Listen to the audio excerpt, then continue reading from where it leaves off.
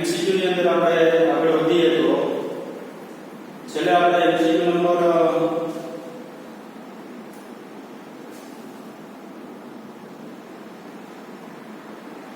35 નો લીધો હતો, બરાબર છે। હવે ધારો કે આગળ જઈએ તો MCQ નંબર છે 39।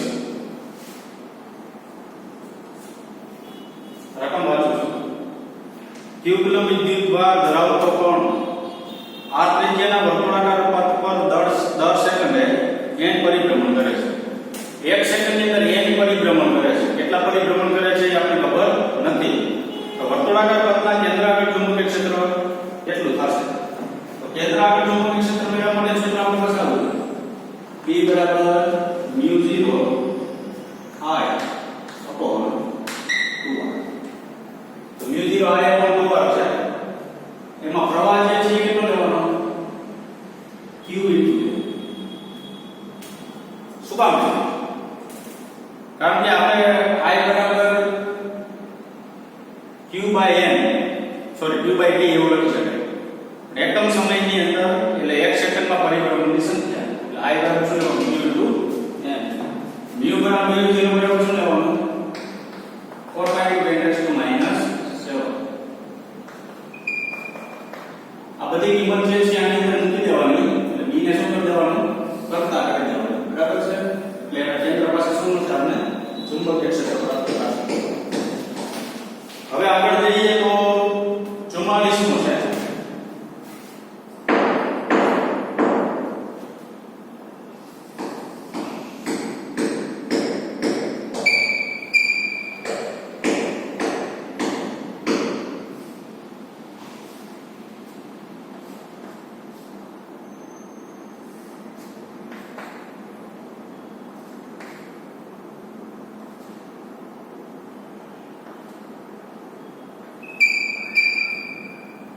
આવી એક આકૃતિ આપેલી છે।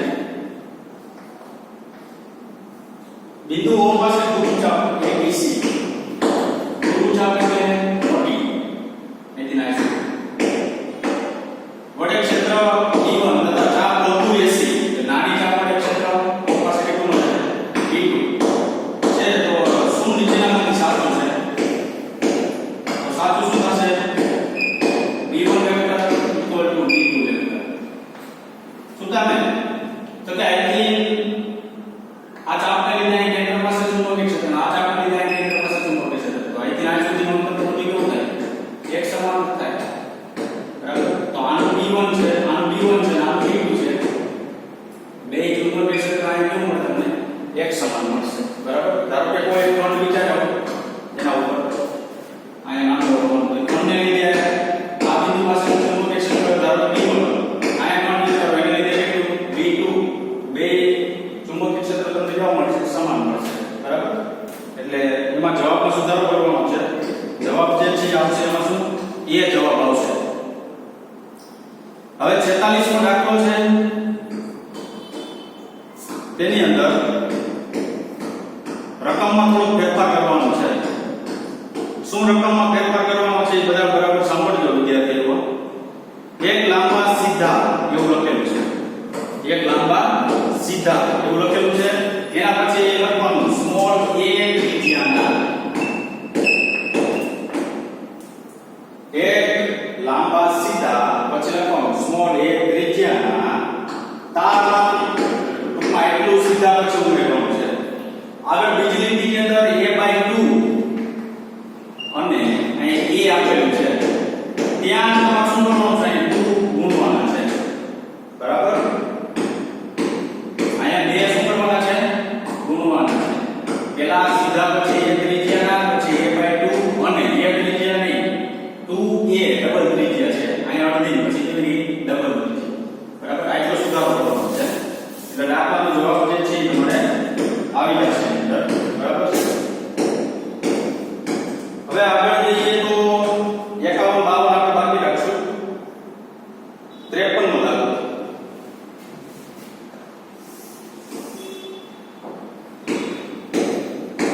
MCQ નંબર 53 છે।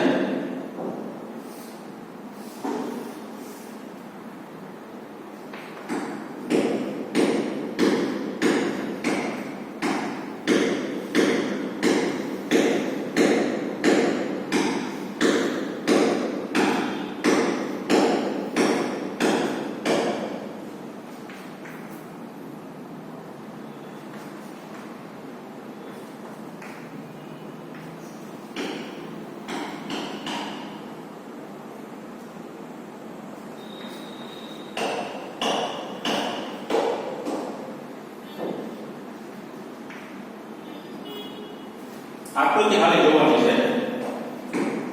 રકમ વાંચી લો. એક ચોરસની દરેક બાજુની લંબાઈ સ્મોલ a છે. એક ચોરસ છે એની દરેક બાજુની લંબાઈ કેટલી છે? Small a. તેના વિકર્ણના બે ખૂણાઓ વચ્ચે બેટરી જોડેલી છે. આ બે ખૂણા વિકર્ણ.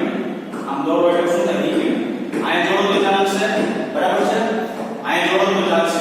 બે ખૂણા વિકર્ણ છે. એની વચ્ચે શું જોડી દીધી? બેટરી જોડી દીધી. તો ચોરસના કેન્દ્ર આગળની ચુંબકીય તીવ્રતા, અહીં કેન્દ્ર પાસે ચુંબકીય તીવ્રતા જે છે એ શું મળે? એ તમારે મેળવવાનું છે. તો સીધું જો આપણે ધારો કે બે એમ્પીયર વિદ્યુત પ્રવાહ પસાર થાય છે, એટલે આ બિંદુ પાસે બે પાટા પડે, આ એમ્પીયર આમ પસાર થશે, આ એમ્પીયર આમ પસાર થશે. તો કેન્દ્ર આગળ ચુંબકીય ક્ષેત્ર કેવું? જવાબ આવશે શૂન્ય. કેવી રીતના શૂન્ય? તો કે ધારો કે આ એ બાજુ છે, તો આપણે પરિમિત લંબાઈ તાર હશે. તો પરિમિત લંબાઈના તારને લીધે આ બિંદુ પાસે ચુંબકીય ક્ષેત્ર કેવો હશે? તારની દિશામાં, પ્રવાહ દિશામાં અંતર રાખો. આ બિંદુ પાસે ચુંબકીય ક્ષેત્ર 12. એક્ઝેક્ટ સામેની દિશામાં શું આવશે? ચુંબકીય ક્ષેત્ર અંદર. આ તારને લીધે નીચેથી આમ પાછળથી ઉપર આવશે એટલે 12. આ તારને લીધે કેવું? અંદર. આ તારને લીધે આમ અંદર જશે. આ તારને લીધે આમ ફરી કેવું આવશે? 12. આ બેયનું પ્રવાહ સમાન છે. ચુંબકીય ક્ષેત્ર કેવું થશે? તો કે 0. શું કામ? તો કે સમાન મૂલ્યનું પરસ્પર વિરુદ્ધ દિશા. અહીંયા જોઈએ તો આ તારને લીધે ચુંબકીય ક્ષેત્ર ડાબી બાજુ થઈ ને આ બિંદુ ડાબી બાજુ કેવું આવશે? 12. હવે આનું આ જમણી બાજુ થાય તો કેવું થશે? અંદર. તો 12 ને અંદર ઉપર નીચે 12 ને કેવું થશે? અંદર જશે. તો ચુંબકીય ક્ષેત્ર જે છે એ પરિણામી ચુંબકીય ક્ષેત્ર શું મળશે? આપણે શૂન્ય થશે. બરાબર?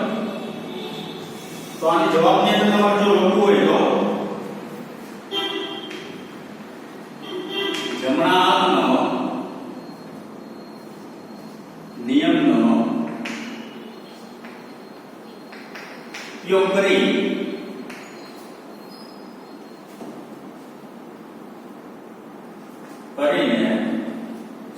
સામે ની બાજુ વડે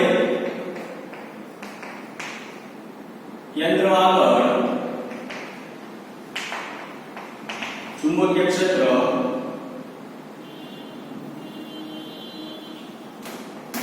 વિરોધ હોય છે તેથી શૂન્ય થાય.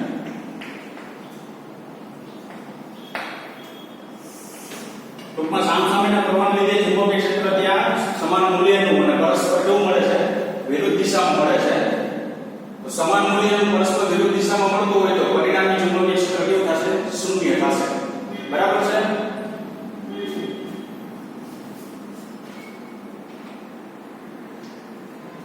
આગળ બે દાખલા લઈ ગયા. બરાબર? આગળ બે દાખલા બાકી છે એ કરી દો.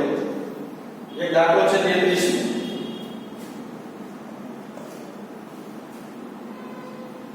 વીજ પ્રવાહ વહન કરતા એક ગુચડાની ત્રિજ્યા r છે. ગુચડાની અક્ષ પર ખાલી જગ્યા અંદર આવેલા બિંદુ આપીને ચુંબકીય તીવ્રતા અને કેન્દ્ર આપીને ચુંબકીય તીવ્રતા કરતા 1/8 ભાગની થશે. હવે આપણી પાસે આપણે ખબર છે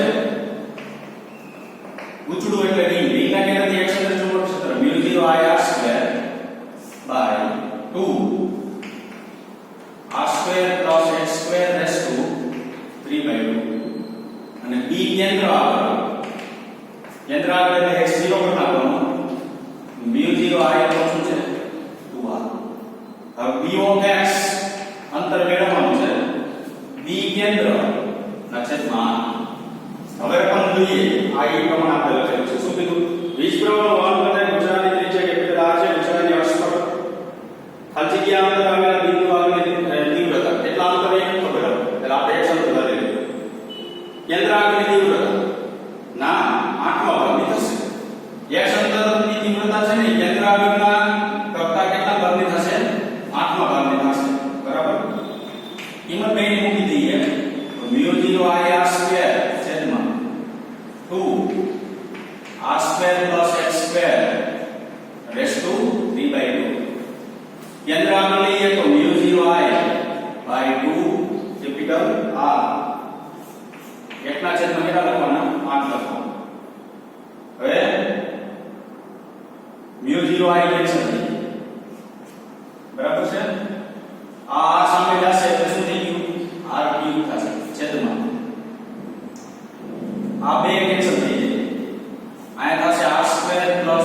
સ્ક્વેર રેસ ટુ 3/2 બરાબર 1 ના છેદમાં કેટલું લીધું r ક્યુબ કાઢો ઘનમૂળ કાઢો r ના છેદમાં r square plus x square raise to 1 નો શું છે 2 અને 3 છે અને 8 નું ઘનમૂળ શું થશે 2 ક્રોસ ગુણાકાર કરો લાઈન થશે 2r આય થશે r square plus x square raise to 1/2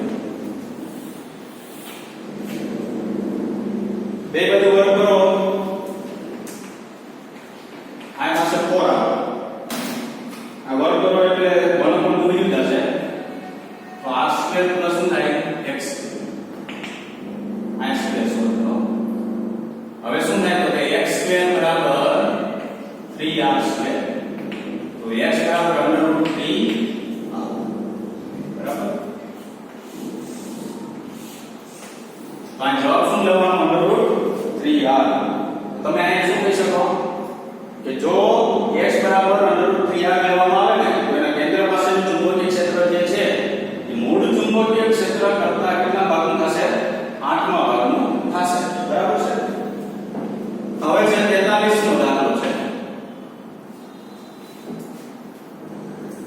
એક લાંબા સંયોજક તારમાંથી વિદ્યુત પ્રવાહ પસાર થાય છે આ તારને એક આંટાવાળા વર્તુળાકારમાં વાળવામાં આવે એક આંટામાં વાળવામાં આવે એવું કીધું બરાબર આ વર્તુળના કેન્દ્ર આગળ ચુંબકીય તીવ્રતા b છે કેન્દ્ર આગળ એક ચુંબકીય ક્ષેત્ર કેપિટલ B જેટલું મળે છે જો આ તારને સ્મોલ n આંટા વાળવામાં આવે વધારે આંટા વાળવામાં આવે તો તેના કેન્દ્ર આગળ ચુંબકીય તીવ્રતા કેટલી એમાં એક તાર લીધો એક રિંગ જો બનાવવામાં આવે ને તો કેન્દ્ર આગળ ચુંબકીય ક્ષેત્ર કેપિટલ B જેટલું મળે છે હવે એના ઈ તારને એક આંટા જગ્યાએ સ્મોલ n આંટા વાળવામાં આવે બરાબર તો હવે એની અંદર એના કેન્દ્ર પાસે ચુંબકીય ક્ષેત્ર કેટલું તો આ લખી શકાય l લંબાઈના તારમાંથી કેપિટલ R ત્રિજ્યાનું એ વર્તુળાકાર લૂપ બનાવવામાં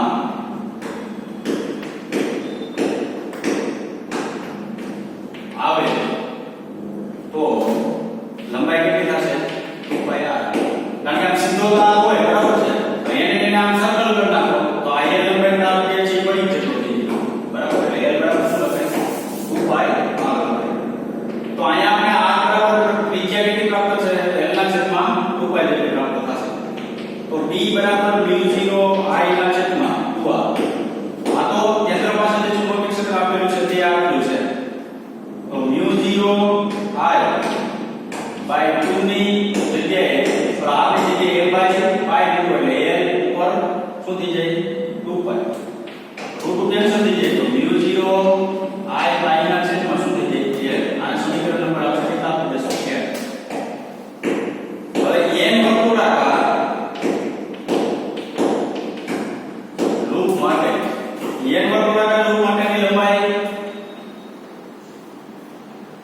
l બરાબર નવી ત્રિજ્યા ક્રિએટ થશે એટલે r ડેશ અને n આટા માટે એટલે n ગુણી દો તો r ડેશ આપણે કેટલું મળશે l by 2π n જેટલું મળશે નવું ચુંબકીય ક્ષેત્ર કેટલું તો કે b ડેશ બરાબર μ0 ni by 2r ડેશ કારણ કે જો સિંગલ આટો હોય બરાબર આપણી પાસે તો અહીંયા તમે 1 લઈ શકો પણ આટાની કઈક સંખ્યા આપી તો n તમારે શું કરવું પડે ગુણવા પડે હવે આ કિંમત મૂકી દો તો μ0 ni by 2 આપણે જે કિંમત મૂકશો તો l છેદમાં થશે છેદનો છેદ ક્યાં છે અંશમાં 2π n તો 2 કેન્સલ થઈ જાય બરાબર હવે આગળ જોઈએ તો શું થશે μ0 ni by l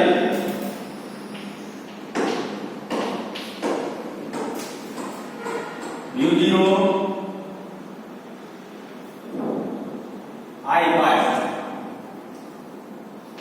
એટલું લે μ0 by અને by n into n and n square by શું લીધું સોરી ખાલી n square લીધું બરાબર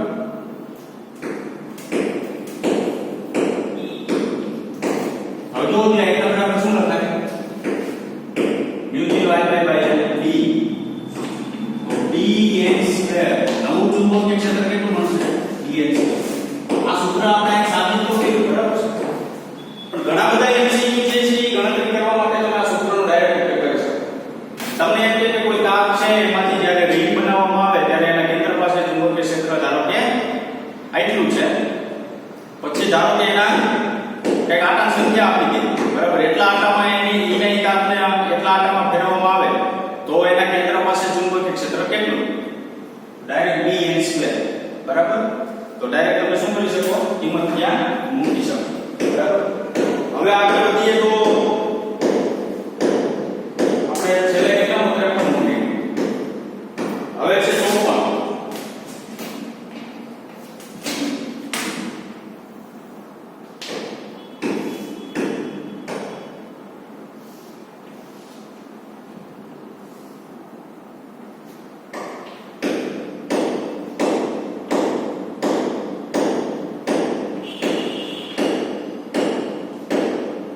આવી એક આકૃતિ આપેલી છે અતિ લાંબા બે સુરેખ તાર xy સમતલમાં અનુક્રમે x અને y ધરી પર ગોઠવેલા છે xy બે તાર છે બરાબર xy સમતલમાં એક x ધરી અને y ધરી એક અક્ષ ઉપર અને એક y અક્ષ ઉપર મૂકેલા છે બંને તારમાં ધન x અને ધન y દિશામાં પ્રવાહ I પસાર થાય ધન x એટલે આમ પ્રવાહ પસાર થાય I ધન y એટલે પ્રવાહ I આમ પસાર થાય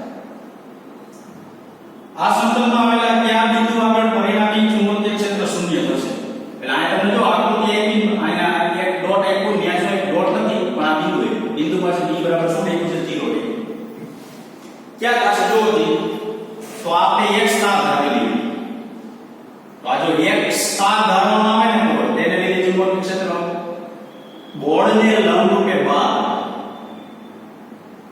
આવશે બરાબર આ y ના ધરેલો x y અક્ષ ઉપર તો બોર્ડને લંબ રૂપે કેવો છે 15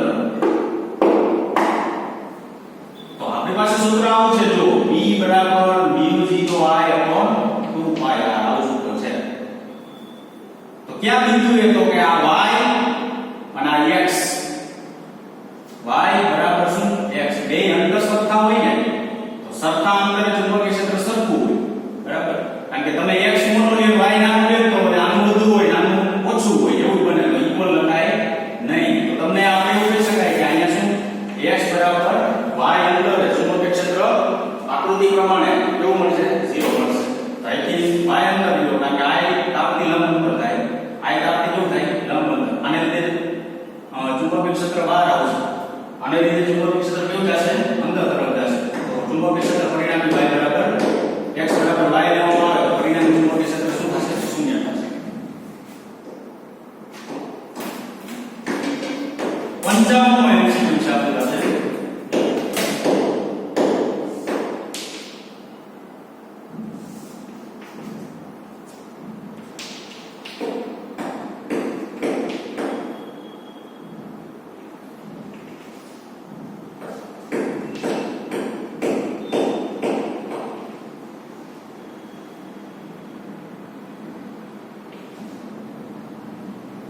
આકૃતિમાં દર્શાવેલ મુજબ એક લાંબા સુરેખ તારને કાટખૂણે વાળેલો છે જોડા બે તાર હતા કેટલા તાર હતા બે અહીં કેટલા તાર છે એક જ તાર છે યાદ રાખજો બરાબર આ વિદ્યુત પ્રવાહ પસાર કરવામાં આવે છે તો p બિંદુ આગળ ચુંબકીય ક્ષેત્ર તીવ્ર b બિંદુ પાસે ચુંબકીય ક્ષેત્ર તીવ્રતા શું તો કે અહીંથી આ p બિંદુ દોરવામાં આવે લંબ અંતર થાય તો p બિંદુ પાસે ચુંબકીય ક્ષેત્ર તીવ્રતા μ0 I 2 pi r ધારો કે ત્યાં સુધી અંતર કેટલું આ તારને લેવું હોય તો આ બિંદુ આગળ પાછળ અંતર થાય તો μ0 I 2 pi r તીવ્રતા છે શૂન્ય નહીં થાય જોજો કારણ કે પ્રવાહ દિશા આમ છે તો આ બિંદુ પાસે ચુંબકીય ક્ષેત્ર અંદર છે પ્રવાહ દિશા આમ છે તો એ બિંદુ પાસે ચુંબકીય ક્ષેત્ર કેવું છે અંદર જશે તો ચુંબકીય ક્ષેત્ર અંદર જાય તો બે એક દિશામાં જતા હોય તો બે શું કરી શકાય સરવાળો કરી શકાય બરાબર ત્યાં બાદ થશે નહીં બે એક દિશામાં હોવા બરાબર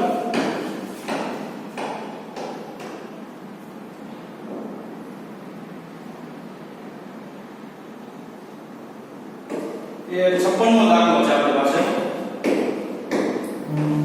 56 56માં દાખલાની અંદર આપણે ખબર હોય તો પરિમિત લંબાઈનો તાર લીધો તેને લીધે ચુંબકીય ક્ષેત્ર મેળવ્યું મ્યુ 0 I પણ 4 sin θ 1 plus sin θ 2 એ પ્રમાણે છે બરાબર.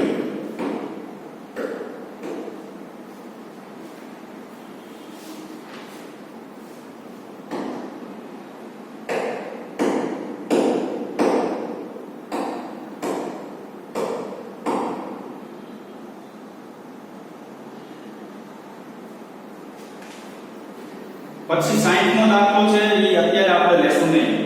એનું કારણ છે એ છે પ્રેરણ કીધું છે. ચુંબકીય પ્રેરણ જે છે એ આપણે છઠ્ઠા ચેપ્ટરમાં આવશે. 60મો MCQ આપણે અત્યારે લેશું બરાબર. એમાં એક સુધારો કરવાનો છે. ડી ઓપ્શનમાં છેલ્લું A tends to B એવું લખ્યું છે. એની જગ્યાએ તમારે B tends to A આવવાનું છે. A tends to B છે ને જગ્યાએ B tends to A. B option ની અંદર ચોથા ઓપ્શન ની અંદર છેલ્લી લીટી A tends to B ની જગ્યાએ B tends to A લખ્યું બરાબર. એટલે ઈ MCQ અત્યારે જોવાનો નથી. ફેરેડેના નિયમ ઉપરથી આવશે. ફેરેડે નિયમ હજી આપણે બાકી છે બરાબર છે. હવે લઈએ 62મો MCQ.